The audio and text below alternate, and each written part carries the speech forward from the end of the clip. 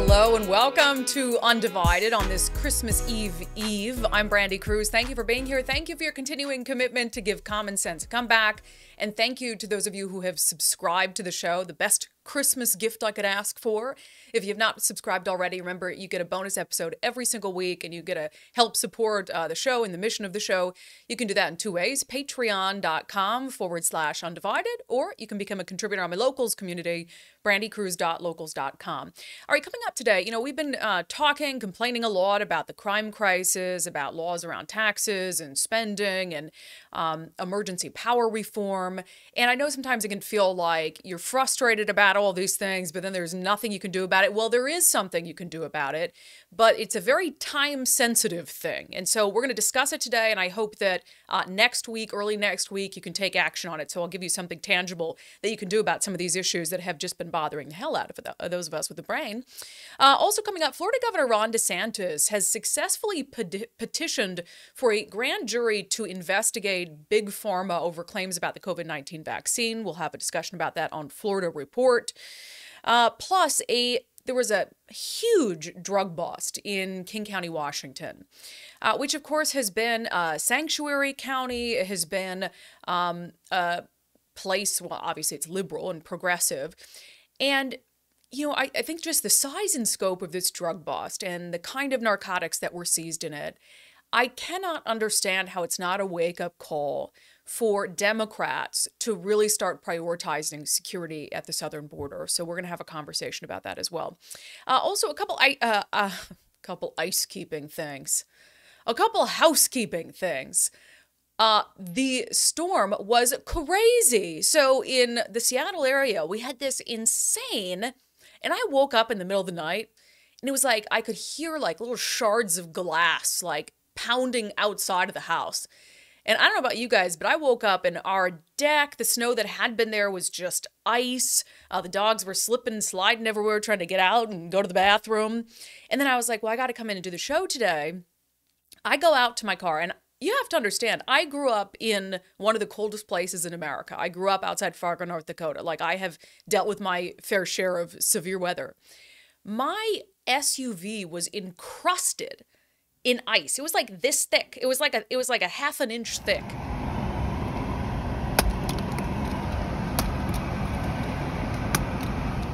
It was insane. And so poor me, I'm such a the helpless victim. I turned the car on and blasted the defrost, and then I texted my fiance. I was like, "Come help me, please, come help me." So I hope you guys were safe out there. I know some people lost power, but it was just a totally wild day. So be safe if you're traveling somewhere for the holidays. I maybe shouldn't have come in, but I'm pretty confident in my driving skills. But one true housekeeping thing. So there has been an issue that's been ongoing since December 5th with Apple Podcasts. For those of you who listen to the show on Apple Podcasts, new episodes weren't populating. Finally have been able to fix that issue. So if you listen on Apple Podcasts and you look at the show, you should see updated episodes. So today being the latest episode that will be posted. If you don't, try unfollowing the show and then following the show again, and it should be up to date. If not, send me a message, send me an email. But thank God that issue was addressed, because it is hell on earth trying to get in touch with anybody at Apple. But they took care of it just before Christmas. So great news. All right, I want to start today by talking a little bit about the drug crisis. We know in Washington State, and frankly in a lot of major cities and across the West Coast, that, for instance, the homeless crisis, it's fueled by drugs. I believe what we see happening on our streets and with the crime, frankly, is a result of the drug crisis. A lot of the petty crime that people commit is to further a drug habit. A lot of people who are homeless or that way because they either have a mental health issue or they have an underlying drug addiction that is really keeping them from turning their lives back around. So there was this massive drug bust in Burien, Washington this past week. $10 million worth of drugs, street value, seized in this by the King County Sheriff's Office and the Burien Police Department. They are describing this as a massive cartel operation, according to Fox 13 News. So they believe that this is a Mexican cartel situation. So they had been working on this for months. It was called Operation P22, aimed at a specific branch of the cartel. that they believed were trafficking drugs up to Washington state. So here are the narcotics that were seized in this operation, including there was also 3 rifles and 5 handguns that were taken off the streets. 31 pounds of heroin, 25 pounds of fentanyl powder. So what we know about fentanyl is just the tiniest little bit can kill someone. And we've seen people from all walks of life killed by fentanyl thinking they were ingesting something else. So 25 pounds of fentanyl powder, 400 pounds of meth, and 500,000 fentanyl pills. 500,000 fentanyl pills, every single one of them with the capability to take the life of a Washingtonian. And again, no doubt in the minds of investigators that this was a cartel operation, and great work for these investigators, by the way. A few things I think this highlights. There has and continues to be a true refusal from Democrats to take the issue at the southern border seriously. You know, and I've talked about this many times, how you've got these 2 groups who are like, it's either strictly a humanitarian issue or it's strictly a national security issue. And obviously it's both of those things. We cannot deny that there are people coming to our southern border who are fleeing unthinkable situations. And they're looking for a better life. And that's what America is here for. That's what our laws around asylum are here for. But we also can't deny that tens of thousands of people are crossing the southern border undetected. They aren't coming up and making asylum claims. They're sneaking in through ranch lands and private property, through unsecured parts of the border.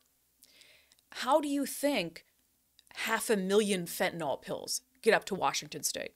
400 pounds of meth, 25 pounds of fentanyl powder. And this is, I think, why it's truly egregious, this sort of position of ignorance that Democrats take about what the crisis at the southern border is doing to our country. It's killing people. Like I said, every single one of those 500,000 fentanyl pills has the potential to kill someone. So you are allowing cartel criminals to bring drugs into our community that can and will kill people. And you don't want to say anything about it because what? It just isn't politically palatable to your base. This is something that I really, truly cannot understand. How on the border issue, the 2 sides can't come together and say, hey, let's make sure for humanitarian reasons, those who have legitimate asylum claims can get into this country. And let's make sure that people who don't can't. People can't cross into the United States as easily. I don't understand. I know they both sides want to use the political football back and forth and point fingers and, oh, Biden's not going to the border, and, oh, Republicans are putting up shipping containers on their own and that's not going to do anything. And meanwhile, nothing gets done. And meanwhile, people are dying. You know, frankly, I do not want to hear, particularly a Democrat, a member of Congress, whatever it is, complain about drug overdoses and fentanyl. And put out statements and press releases about the scourge of fentanyl and the dangers of fentanyl, unless they are simultaneously going to acknowledge where the fentanyl is coming from and take that issue seriously. You can't pretend to care about people dying on our streets from drug overdoses while turning a blind eye to what's happening at the southern border. I think the border crisis is the single best example of the failure of the 2-party system to actually get things done on behalf of the people they serve, and the absolute incompetence of government. And I really believe the incompetence of government is because of the 2-party system. But I don't understand how you don't look at something like this. And thank God the King County Sheriff's Office even has the resources to be able to do an investigation like this. Because with our number of police officers dropping by the day, these are the types of investigations that get shelved. You know, they're trying to, in Seattle, have enough people to respond to 911 calls. And when you have fewer officers and you can't even respond to life or death emergencies in a timely manner, they're not going to let people continue to do 2-month-long investigations into drug trafficking rings. That's the kind of stuff that's going to be put on the back burner. So you have a complexity of issues here. But so much of this work, you know, they wouldn't have to do this work, I think, if there were a real attention at what's happening at the southern border. So that's what I'd like to see. You know, I do think Republicans have acknowledged the national security crisis at the southern border, obviously, but they also need to move past the point of using it as this political talking point.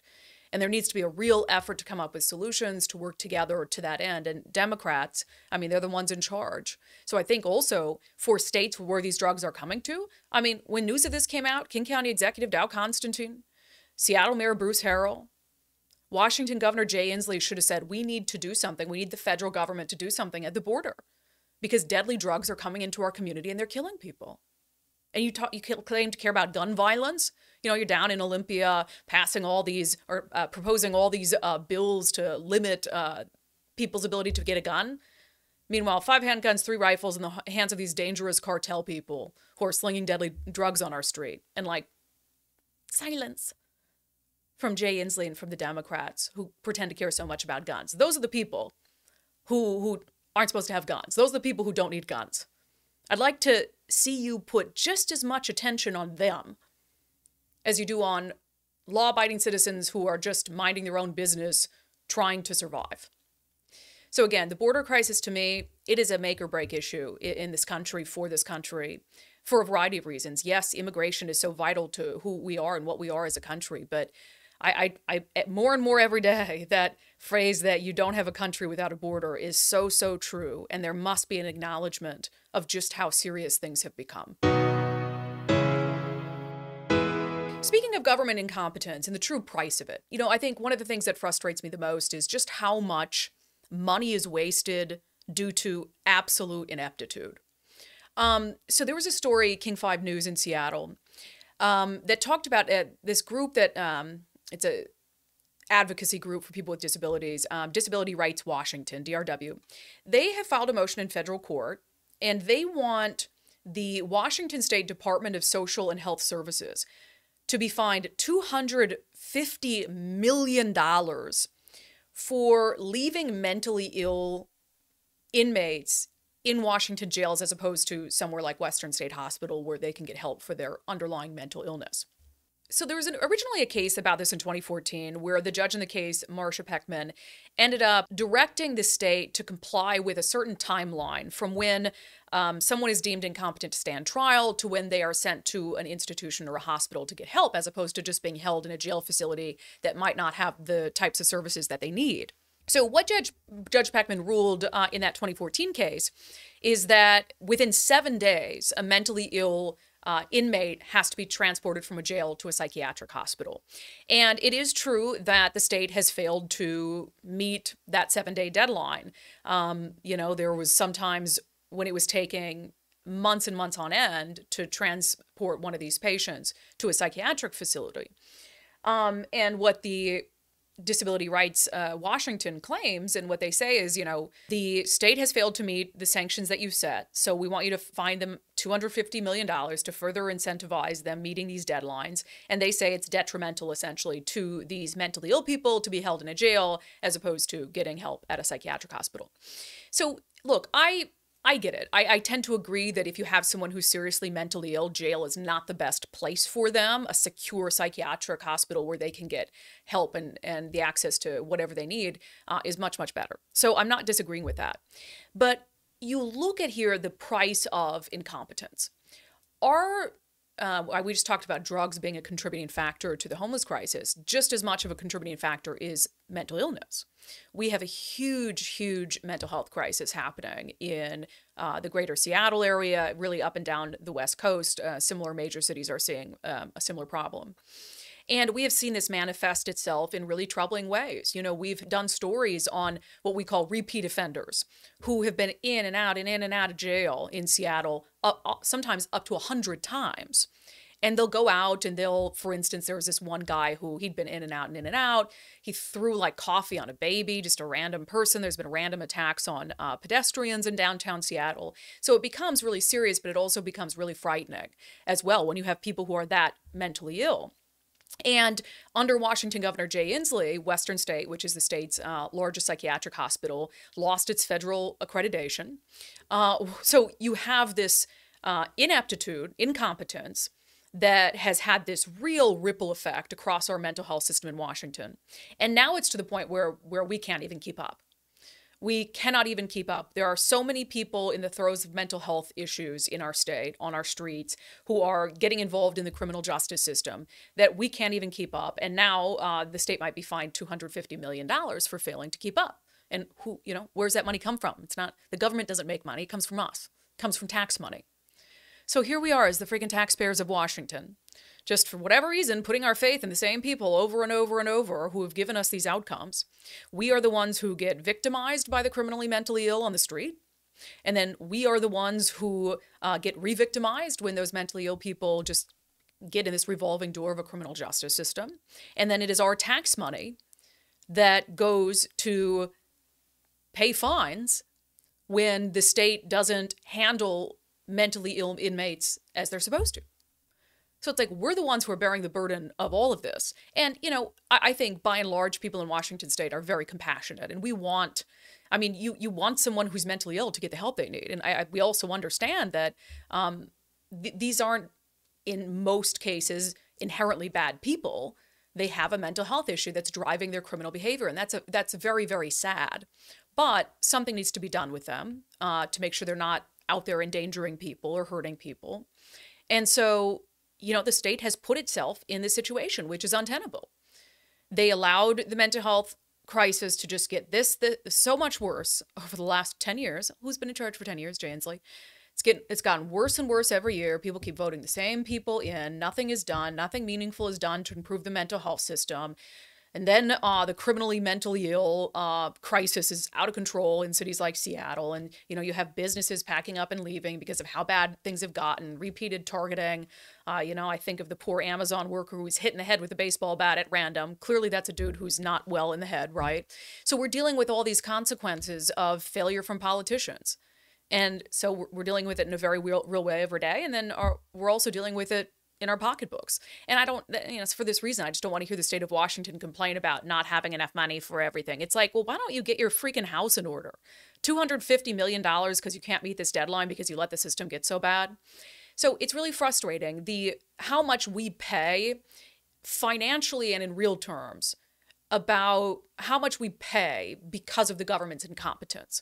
And I really wish people could let go a little bit from their diehard political affiliations to see that we can't keep doing the same thing over and over. We can't keep putting our faith in the same people over and over. Let's say that you elect a Republican for governor or whatever it is, or you vote for a Republican, even though, that's not a party you typically vote for. I would ask you what the worst thing that could happen would be. That they serve 4 years, they don't fix any of these problems, and then you go back to having a Democrat in charge. And I'm not advocating for any particular Republican candidate, but I just feel like at some point we have to decide we need to do something different. Even if it makes us get out of our little political comfort zone, we have to try something different, or none of this is going to get any better. So speaking of trying something different, we complain a lot on the podcast, and I see a lot of your complaints on social media about laws that have been passed by the state legislature in Washington. The police pursuit law comes to mind, which dramatically limits the instances where police can pursue a suspect, and just so many other really bad bills that have come up. I've been advocating for emergency power reform, something that there just does not seem to be the political will to do in Olympia. But I think what we try to also do on this podcast is encourage you to put your frustration into action, to turn your frustration into action, and to do something about it when there's an opportunity to. And I'm really happy to say that there is an opportunity to change some of these things on an individual basis, but you have to take action really quickly. So I want to talk about Let's Go Washington. It's an effort with 11 different initiatives covering topics from public safety to cost of living to good governance. And they're really all designed to sort of undo some bad laws that have been passed in recent years.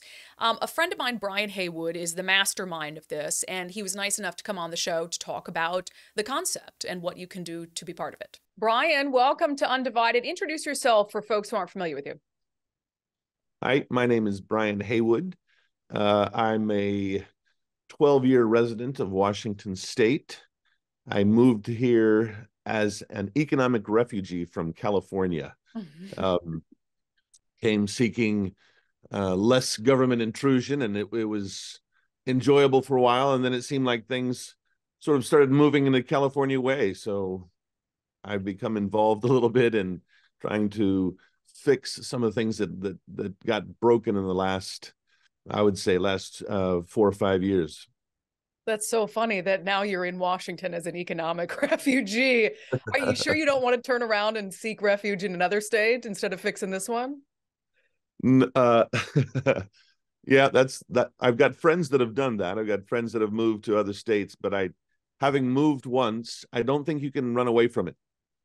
Number one, and number two, my family grew up. Basically, we raised them in Washington, and my wife and I both enormously love the state, the beauty and the just every time I fly into Seattle, I'm just amazed at how gorgeous it is from the air. And when we first moved here, Seattle was this. It's like a sort of this emerald city. I mean, that's the name of it. And we went in and we're like, wow, it really is just this almost this gorgeous utopian kind of place. Great restaurants, entertainment. What a wonderful place to live and raise your kids. And now if my friends fly into Seattle, I said, be really careful about staying in Seattle. You might want to think about another city. And that's really sad. It's happened so fast. Yeah, and I didn't know that you and I came to Washington just about the same time. I've been here 12, 13 years, and I've seen that same change. And you're right, it has been really, really quick. And we came here not so long ago that we can't remember how nice it used to be about a decade ago. Exactly. You know, Exactly. the odd thing about you to me, and this is going to sound blunt, is maybe it's not odd. I mean, is it fair to say you're a wealthy, you're doing okay financially? I've been financially blessed. So I guess I would wonder, I think there's a lot of people who would, in your position, would just sort of not bother, I guess, would be out on vacation, doing whatever, and not concerning themselves with the types of things that we're going to discuss here momentarily. So I'm not rich, so I don't know what it's like to have a lot of money, but part of me thinks I would be on a beach somewhere, Brian. Well, I'll tell you, I grew up really poor, actually, and so um, I've seen what it's like not to have any money. I've been middle class along the way for quite a number of years, and then had a couple of successful events that have kind of put me in this space. And it's not a place I grew up with. I didn't. Silver spoons were something you saw in museums, not something you were fed with. And one of the things that I think you face when you have some success financially, one of the things you face then is, what am I going to do with this? Yeah. What's it for, right? Is it for Lamborghinis? Um, is it for lifestyle? Is it for my family? How do I use it? And I'm certainly going to enjoy some of the benefits of it, but I think the thing I've been impressed with the most is that it's something you can do things with. That sounds sort of silly, but um, you can be creative, you can make things, you can and then this is something that I think has always been close to my heart, is this idea of um, doing something that it's a cliche, and I feel almost silly saying it, but when you're a Boy Scout, which I was a Boy Scout as a young kid, and the thing that you get drilled into your head is you leave a campsite cleaner than when you came in. Mhm. And I think that's sort of an idea that goes along with responsibility as an adult. You try to leave the campsite cleaner, I and like and that. so part of it is that, right? If that makes sense in a too not too cheesy of a way of saying it, or maybe it is cheesy, but whatever. I like cheesy. It's okay. Let's talk about Let's Go Washington, because one of the things I really like about this is I think for folks like us who are frustrated with the state of things, it can be easy just to be really mad about it. I can yell about it on 100 podcasts. I can post about it on social media. But having an avenue to send people to do something with their frustration, I think, is much more productive, and it's incredibly important. And so that's where Let's Go Washington comes in. So before we get to the individual things that folks can do and can sign right now, what's the concept, generally speaking, behind Let's Go Washington? Well, there were two pieces to it, and you hit on the first one. as I would go around the state and listen and talk to people, I would hear a lot of complaints directed both at their own party, but then also at the state in general. And secondly, I would go to events, and people are just frustrated. And it was easy just to sort of blame the leaders. Oh, they're not doing this, they're not doing that, and they is this sort of vague. Who are you even talking about? And so one of the things, as we were thinking about this, was this concept of um, let's see if there's something we can do that's meaningful that people can get involved in themselves. The second piece for it, I think that's, and this is really important, uh, as we were putting together the ideas, one of the things I didn't want to do is to arrogantly say, "Oh, we're gonna change Washington. We're gonna structurally make it into something different than it was." These initiatives, every single one of them, if you look at them, are basically fixing very small fundamental things that we think have been broken. We're not trying to change the nature. This is such a quirky, interesting state, and its politics are different than anywhere else I've ever been. Um, and that's it's a good thing, and sometimes perhaps a frustrating thing on both sides of the aisle. But we wanted to do small fixes, right? The police chase, I think, um, is the most simple one. The idea, when I tell friends of any political stripe, in Washington, if someone rams their car into a police car and then drives off, the police are not allowed to chase them. That's just such a ridiculous, ridiculous thing that it's hard to find anyone that will defend that as a good idea. Yeah. And so the initiative simply restores the law to what it was before they made this law change in the legislature. Yeah, I think it's a good point you're making, because you're right. And I hadn't thought of it that way. It's not some huge overhaul of the state. It's just kind of going back to when things made a little bit more sense. So you mentioned Initiative 1474, Restore Police Pursuit. And as you said, it would go back right as it was before the changes in 2021. Correct. And then you have Initiative 1510, which you call Make Hard Drugs Illegal. And I imagine this is a fix for the Blake decision. This is, and it's actually, there was two parts to it, because the legislature did something that I think was, and let's give the benefit of the doubt. Let's say that it was well intentioned. It had the unfortunate bad. It has an unfortunate bad after effect. So the Blake decision basically said that if you are caught with illegal drugs, illegal substances, and you say, "I don't know how they got on me. I don't know where they came from." Not my pants. What's that? The not my pants defense. Yes, not my pants defense. Somehow these are not mine. That the law didn't adequately address the possibility that it might have been planted on you. And so therefore you had to knowingly possess drugs. And because our law didn't allow for the knowingly defense, that the law itself was unconstitutional. And de facto, the Blake decision de facto made, with the exception of it's still federally illegal, it made hard drugs legal in the state. Now, the legislature then instead makes it a misdemeanor, but they still didn't fix the knowingly piece. Now, and I want to address both of these. So the knowingly, in 1510, we put the words knowingly back into the text. The second thing, though, that we do is we change it back from a misdemeanor back to a felony. And one of the reasons this is really important, and I don't think people are always understanding the nuance, but one of the reasons is that most of the federal money that comes to help people who have serious drug addictions comes with a felony offense. So when you knock it down to a misdemeanor, that money, the state's ability to access that money goes away. If you've dealt with anybody that has a drug addiction, this is a terrible monkey on their back. It's not something they're just going to, most likely not going to be just one morning wake up and go, I'm going to shake this thing. They need help. And I talked to quite a few police officers as well who said, it's not everybody that uses jail time to fix things, but sometimes that's the only thing that saves people from death. I mean, they get in this bad spiral. They get 6 months or however long it is out of circulation, and it cleans them up. And I don't know if that's the perfect solution itself, but it's I think it's a lot more compassionate than death on the streets in Seattle. I agree with you. And I did a story once, I'll never forget, on this guy who these two SPD officers, partners downtown working the beat, had arrested him like 20 times. And it was like the 21st time or something that stuck. And we did this awesome story where, he now has a wife, a kid. He's put on 40 pounds from, when he was addicted, and he went and met these officers who the arrest really was the genesis for him turning his life around. And I agree with you. I don't think anybody thinks that's a perfect system, but you've got to do something.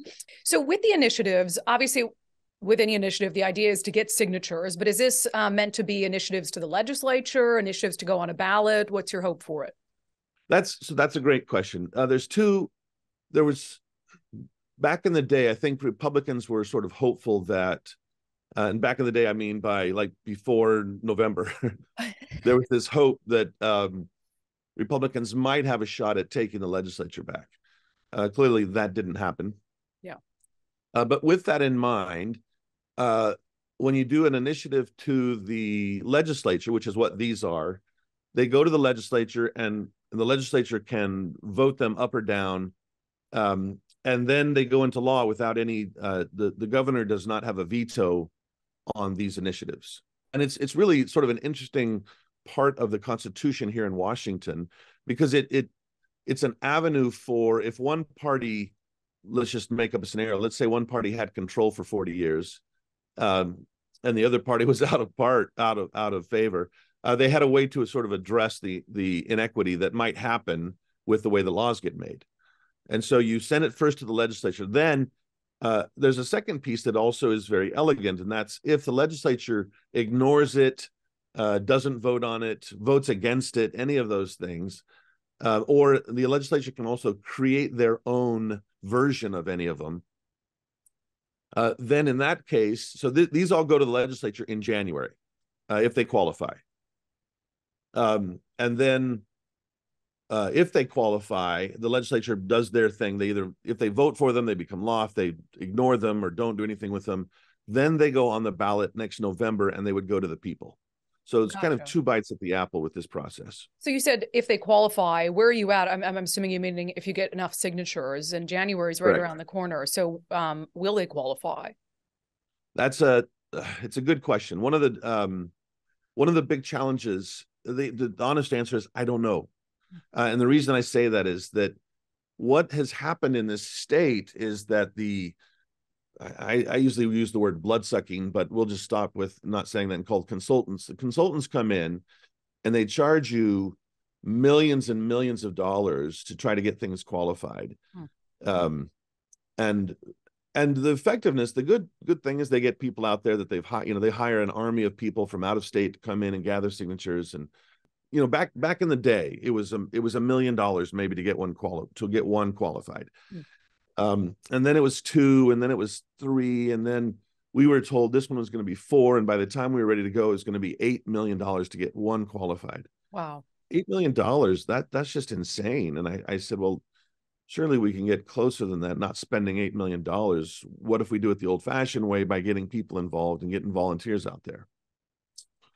And so we didn't use consultants or paid canvassers. At the end, we've got some people now that are out there in some malls and a couple of places that we've got on payroll, but we've kept it very, very minimal, mostly relying on volunteers. The downside of using volunteers is that I don't know the number.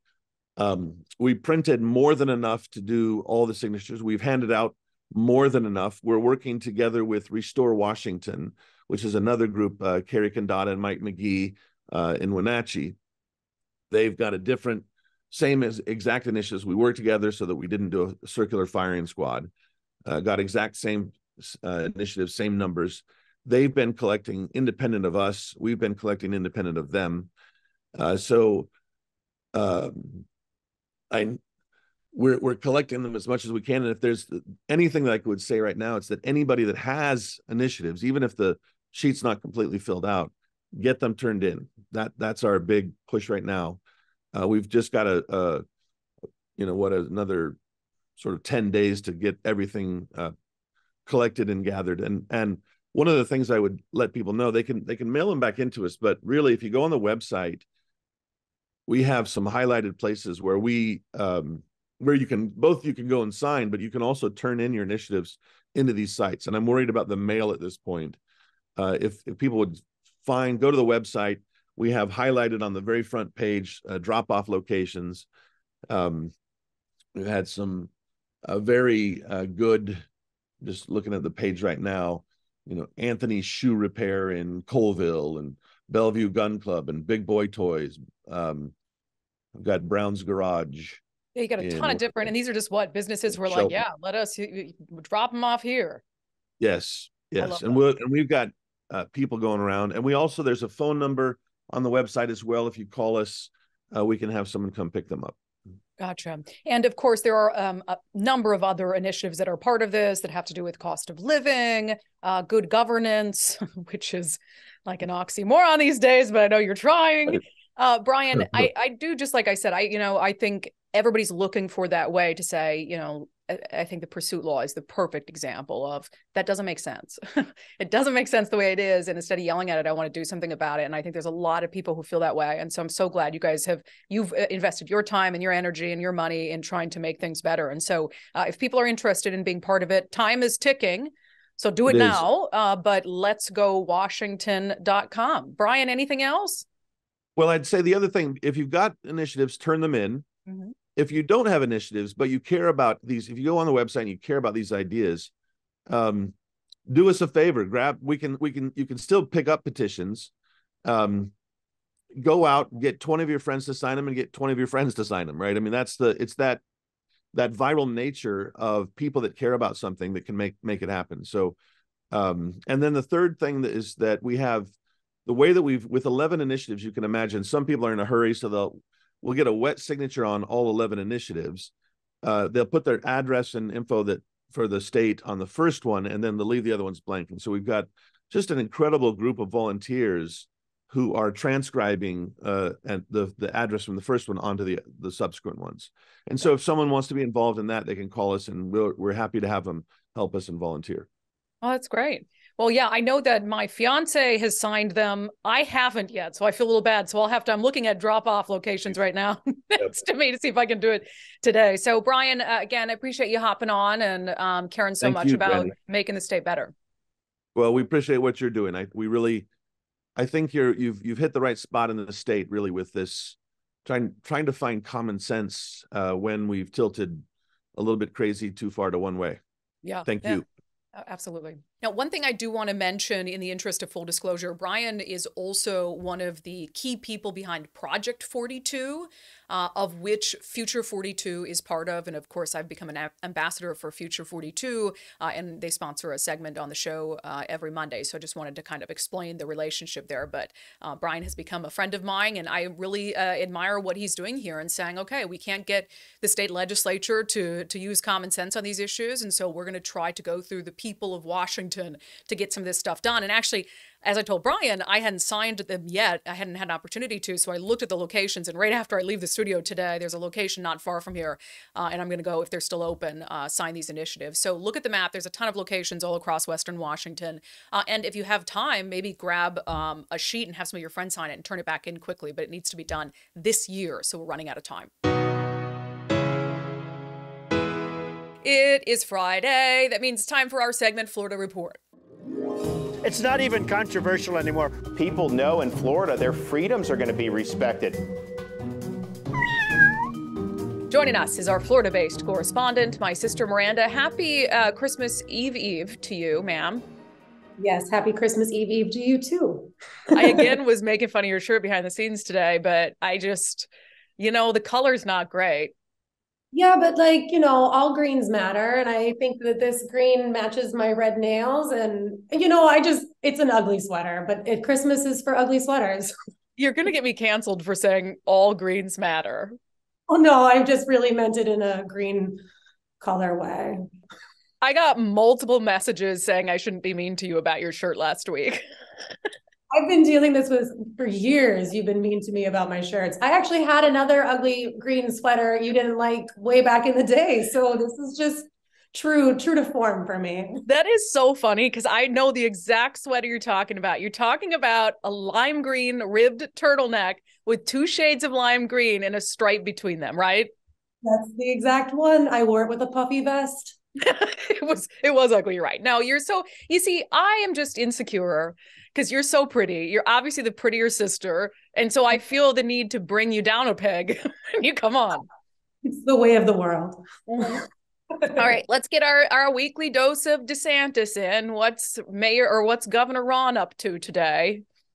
So the Florida Supreme Court approved his petition to basically take Moderna and Pfizer to court about some possible misleading information and certain types of criminal charges that they want to bring against these companies for just, I guess, leading people astray and breaking a few actual rules in Florida and, using individuals in different companies that had more incentive to push this misleading information. And of course, that all comes out now, years later, but he's going to take him to court, and the Supreme Court of Florida is going to put a grand jury together to look into this a little bit more. But we'll see what comes out of it. It wasn't a unanimous vote between the Supreme Court judges down here. There was 5 that said they were going to go ahead and put a grand jury together. 1 said no, and 1 did not participate, but it was still a leading majority. People will look at this in a political lens. I think everything about COVID these days is looked at in a political lens. But one of the things, my judgment of the DeSantis action aside, one of the things I will never understand is, pre-pandemic, Big Pharma was the enemy. I mean, Big Pharma was contributing to the opioid crisis. We had attorneys general across the country suing Big Pharma. Big Pharma was the enemy, and the left treated them like an enemy. And then all of a sudden the pandemic happened, and it was like, nope, Big Pharma can do no wrong. They're perfect angels. They're telling us the truth in every single instance. I just don't get that.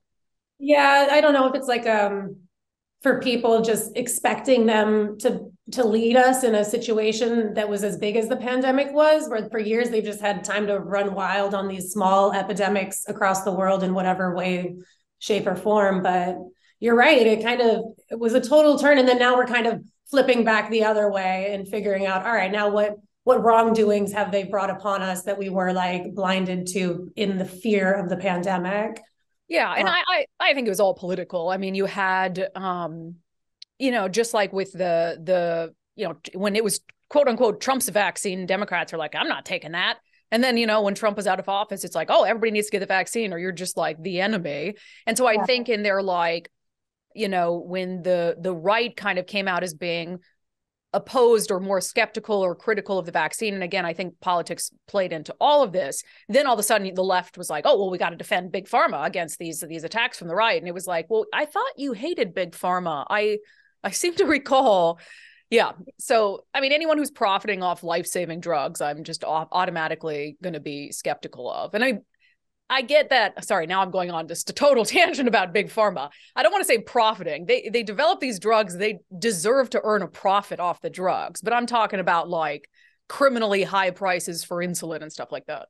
Yeah, well, in addition to the petition for the grand jury, DeSantis also announced the creation of a new health advisory administration in the state called the Public Health Integrity Committee. It's going to be led by a couple top doctors in the state and a bunch of leading professionals. And the article that we're referencing actually goes on to list those people, which I think is kind of something that all states should have, is just like a third party checks and balances, somebody that just makes sure that the people that we are supposed to trust are trustable. Okay, what else you got for us today? So we had a very interesting committee meeting here in South Florida, in Broward County in particular. At the Broward County Commission meeting this week, 3 leather-clad women came in to make a petition that instead of spending $1 million of taxpayer money on waste management, they should spend some of that money on building a dungeon and certain pleasures. A little sex dungeon. Okay, I've got the clip of this. Let's just play it. Good evening, council peoples. You may call me mistress. I am here standing neutral to the motion approving an agreement for the proprietary purchase of yard waste processing and disposal. I do, however, find it interesting that you will spend almost $1 million to hide your secrets down the drain. Hiding that condom I know you used to cheat on your spouse with. So, I propose that you use a quarter of that mill to support doms and subs in Broward County, to build a dungeon created for us by us, the taxpayers and voting citizens.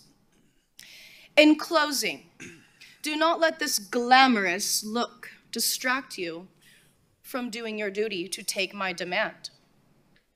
I look forward to spanking each and every single one of you at the new esteemed dungeon. You are dismissed. Okay, thank you. And happy holidays to you. Anyone else wish to speak? There being none. City manager, are there any districts that have a dungeon? Not that I know of. Okay, I just wanted to check. I like at the end when the guy's like, Merry Christmas, ma'am. What do you? So now obviously this was not a prank, but it was like a little put on. It's for like to advertise a club. Is that it? Yeah, it's publicity for a club that's opening up here in Miami. And it's about as Florida as it gets that they would use this type of a tactic to get into the news, you know, because it's everywhere down here on all the local Instagram accounts and stuff like that. And it's pretty funny. They let these women make their point, and they did it very quickly and professionally. And, you know, it's still business went on as usual. I think you guys have had some more riled up committee meetings without people like this in there. So, well, I'm sure that the male councilman paid attention to this one very closely. Yeah, it's funny in Seattle, we've got down to the council members here because they'll just, you know, be on their phones or their iPads and not paying attention to testimony. And maybe we need to send some women that are in head to toe tight leather and they'll pay attention. I don't know. One more, and it's just, whenever you tell me, sometimes I'll get on the phone with you and you'll be like, oh, it's cold today. And I'm like, okay, it's 65 degrees. I'm like, okay. So today I'll play the video. I needed to come into the podcast studio because, you know, the show doesn't rest just because there's a storm. My vehicle was encrusted in a layer of ice. I've never seen. And we grew up in one of the coldest places in the country, and I've never had my vehicle encrusted in so much ice. And then you proceed to pitch me stories for the day. And you, again, as normal, were complaining that it's really cold in Florida. And the government has released advice for, what is it? For the Florida freeze. yes. To be fair, let me prequel this conversation with that. We are very used to sunny, beautiful 80-degree weather. So when the humidity goes away and the sun goes away a little bit behind a cloud and it's below 60, it's really cold for us people down here. So there are parts of Florida this week that are going to get well below 40 degrees. And, you know, we have farmers and crops and things like that aren't always prepared for that, like frost advisories and stuff like that. So the government put out a few tips about keeping your water running in a slow drip if it drops below the freezing level, and covering your plants, and just doing some different things around your house that can like help you prevent getting cold at night when it drops to like below 30, which for Floridians, that's pretty cold. Even in Miami, we're supposed to get down to 40s tonight. And I don't know if I'm ready. I'm going to have to pull out a nice green jacket to go over my sweater. Here in the Northwest, a lot of homes don't have air conditioning because it's just sort of, it doesn't usually get that hot, although we've had some pretty hot days this past summer. Do a lot of houses there have heat, or is that sort of not something that's normal? In all the newer homes, it's something that's normal, because I think when you put in central air, like you put in heating too, because that's just, you know, what people do in a modern world. But I have lived in apartments that did not have heaters that get very cold, because we don't build houses with insulation and the preparedness of cold weather things. I mean, there's insulation to keep the cold weather in your house when you're having your air conditioner on. But I don't know, I get pretty cold at night, but I've never turned my heater on in this house, but I know I have one. I'll turn the air off. Well, and we also have the iguanas to worry about. We talked about this on the show before, that if you see an iguana, laying motionless in the sidewalk, it's probably not dead. Yeah, it's a good chance it's not dead at all. It's just very, it's cold. So its body's shut down in a state of almost hibernation to protect itself. So the news encourages us in this time of the year to drag these poor helpless creatures into the sunshine, so that they can reheat and warm up and climb a tree and get to safety, because they will fall out of trees. Like this one article literally says they can fall on people's heads, which is probably true, but the same as a coconut, it's probably very rare that it's going to happen. But you do see them kind of like laid out, and you're like, what's wrong with that thing? And it just needs a little sunshine. So yeah, I can just see me though. I have the luck where I'd go to Florida and get hit in the head with with a frozen iguana. That's my life. I resonate with them, because I'm like, if you see me laid out in the cold, pull me into the sunshine too, because I've been down here for a little too long. I can't do that cold weather for very much time. Yeah. What's your I guess we have one episode of Florida Report left before the new year, but have you thought of your New Year's resolution? Yeah, I actually have a lot of resolutions that more revolve around my business and growing my business and what I do for a living down here. Which when you work for yourself, there are a lot of personal resolutions that kind of reside in those type of resolutions, because it's a lot of time management things, and just self-preservation as I get a little older, making sure that I eat healthy, take care of myself, stay active. Pretty normal stuff, but it's always nice to like reaffirm what you would like to do with yourself in the next coming year and get a fresh start. Yeah, I luckily tackled my weight loss before the new year. So I did my resolution pre 2023. So for maybe once in my adult life, that isn't going to be my New Year's resolution. That's actually really exciting. So now you have room to make a whole different resolution you can stick to. Yeah. For the I'll think of one. All right, Miranda, thank you. Merriest of Christmases. Merry Christmas. Have a good one. I hope it doesn't snow you guys in and get you stuck in any travel plans or whatever have you out in the Pacific Northwest. Too late. It's not even controversial anymore. People know in Florida their freedoms are going to be respected. That's it for today's episode of Undivided. Thank you for being here. Thank you for your commitment to giving common sense a comeback. As I mentioned earlier, the show should be fixed on Apple Podcasts. So go in there. If you don't see the updated episodes, maybe unfollow the page, refollow the page. I appreciate your patience in that regard and for letting me know about it, because obviously I don't go back and listen to my own podcast after I like tape it and post it. And so I didn't see that these new episodes weren't populating, but I got messages from you guys and we were thankfully able to get it taken care of. Happy holidays to all of you. Merry Christmas. I hope you get some time with friends and family over the weekend. We'll have a regular Sunday newsletter on Sunday. And also just be careful out there. It is so nasty. And Miranda, it's going to get cold in Florida, whatever, her whining about 50-degree temperature. But we dealt with whoever the god of ice is was really pissed off last night and things are crazy. So just make sure that you're safe out there and I'll see all of you on Monday.